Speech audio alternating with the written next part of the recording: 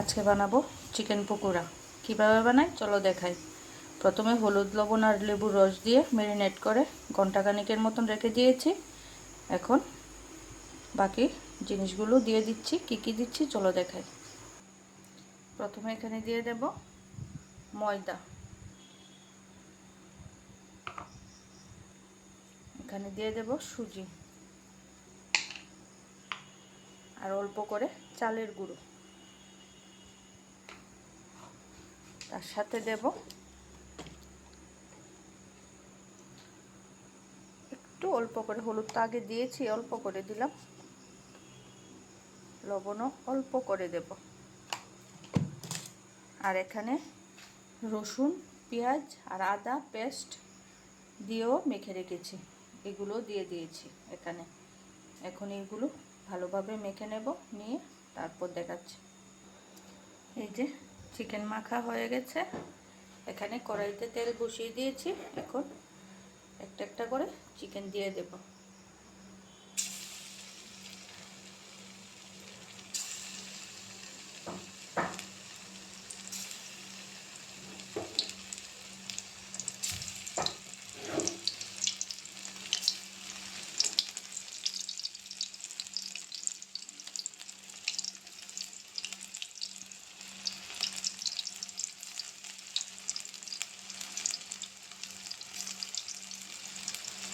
এইভাবে করেই দিতে হবে, একটা একটা অল্প করে, আর অল্প অল্প করে দিতে হবে। বেশি করে একবারে দিলে হবে না।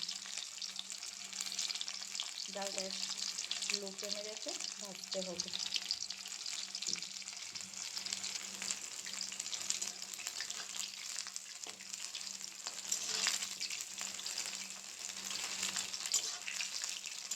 দু একটা লেগে গেছে,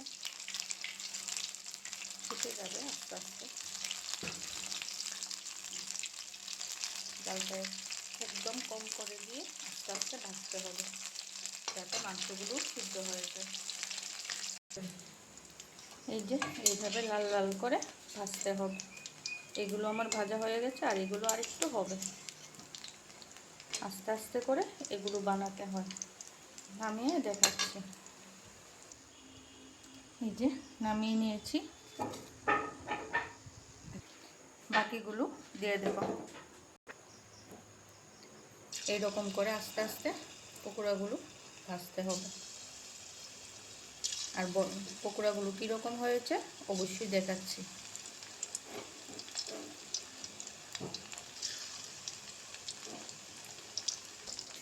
বাকিগুলো দিয়ে দিলাম। এখন আস্তে আস্তে হোক। আর প্রথমে যে নামিয়েছি এগুলো কীরকম হয়েছে অবশ্যই দেখাচ্ছি চলো। এই যে প্রথম যে নামিয়ে নিয়েছি পকোড়াগুলো দেখো, এই দেখো কত শক্ত। পকোড়া তো কর্নফ্লাওয়ার আর বেসন দিয়ে ভাজে।